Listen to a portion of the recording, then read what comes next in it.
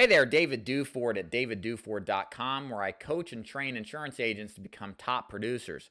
Today's video topic is how to overcome objections without high pressure. What I'm going to teach you today is what I've learned over doing 3,000 plus face-to-face presentations, thousands of sales calls over the phone, doing recruiting work, and how to deal with objections from your prospects in a way that doesn't guilt trip them into buying with you, but does it in a way that they feel better about buying. This is a nuanced way of handling objections. It is atypical of what you'll learn in most objection handling, and it's actually a real way to conversate with your prospects to get them to believe in your line of thinking. So I've got 4 different points here we're going to talk about and kind of convey this strategy to overcoming objections and maintaining your sense of decency in doing so. So first of all, you got to manufacture your presentation to overcome objections before they become objections, okay?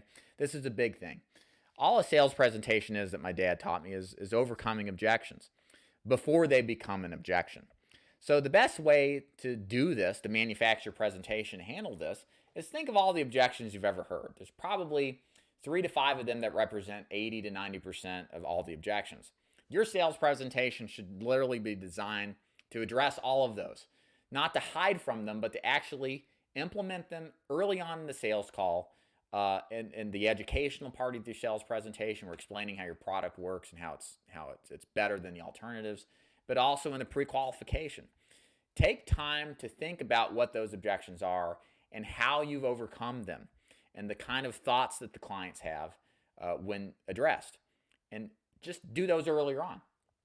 Overcome them now as opposed to later. It's easier to overcome them early on than later, and that by itself will reduce your objections tremendously. Number 2, ask open-ended, fact-finding questions to discover what makes the prospects tick. So I advocate an approach to selling that's based off of fact-finding.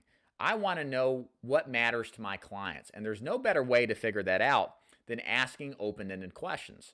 An open-ended question is where the answer to the question is not binary. It's not a yes or no type of question. It's how are you feeling today? What are your thoughts and concerns when it comes to life insurance?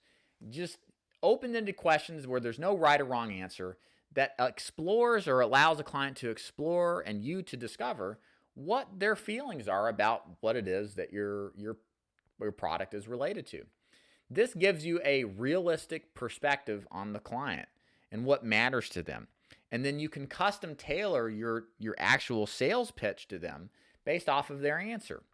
And the only way you're going to get the nitty-gritty details, the deep details to what really matters to the client is to ask these type of open-ended questions.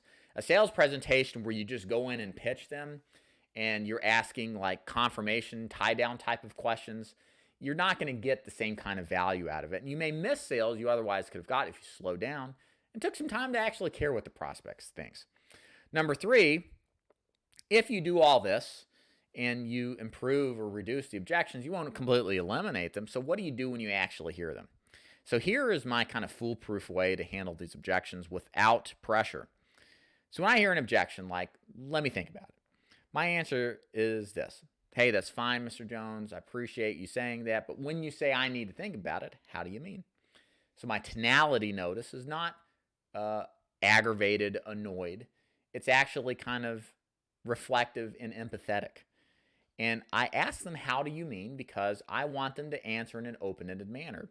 I want to hear kind of what they're thinking and take the layer of the onion off as to what I need to think about it really means. And how do you mean facilitates that process. And what you should do, and the goal here is just to fact find and discover, okay, what did you miss as a salesperson that you didn't address earlier? And then also make sure that there's no other issues besides that one, and that if you can overcome it, that we can do business. So here's what it sounds scripted.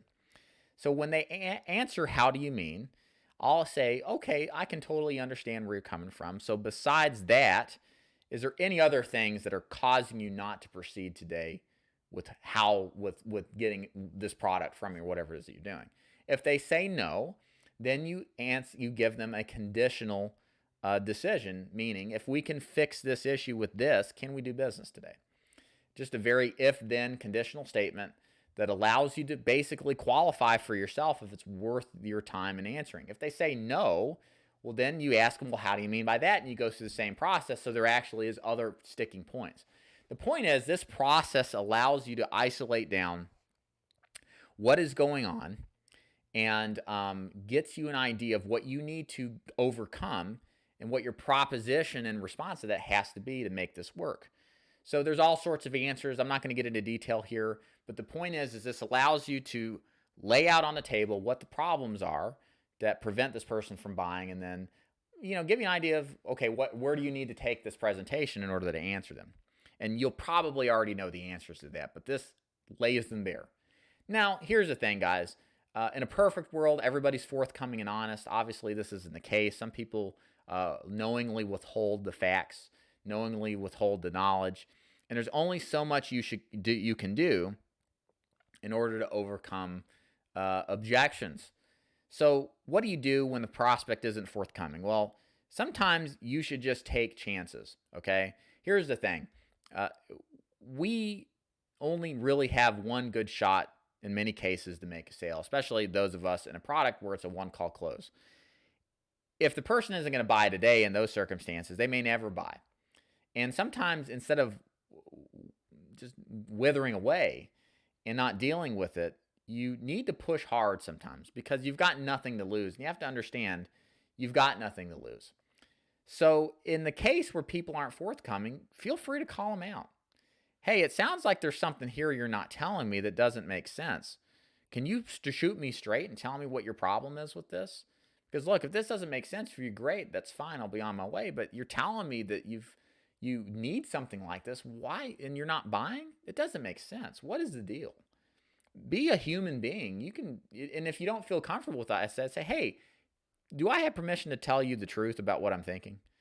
And people are going to be like, yeah. And then you can be as viciously honest as you want. Well, not vicious, but you can be honest about it. You could say that as well. And don't let an opportunity go if you feel like you've followed your presentation and they're qualified and they should buy, but they're not. You've got nothing to lose at this point.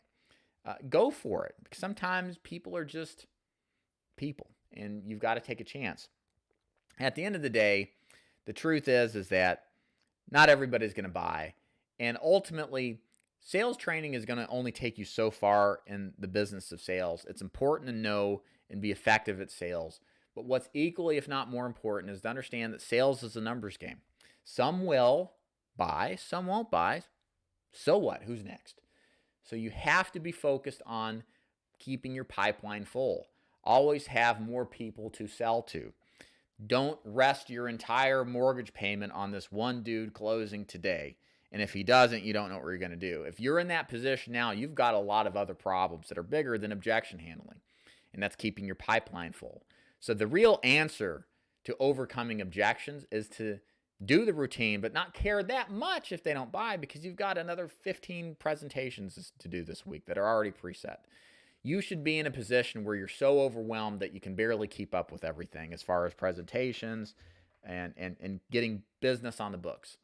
And putting your focus more on that and achieving that as a process as opposed to how do you handle the people who don't buy is a better, more lucrative opportunity than trying to overcome every single objection, because some people just won't buy, even if you do everything right.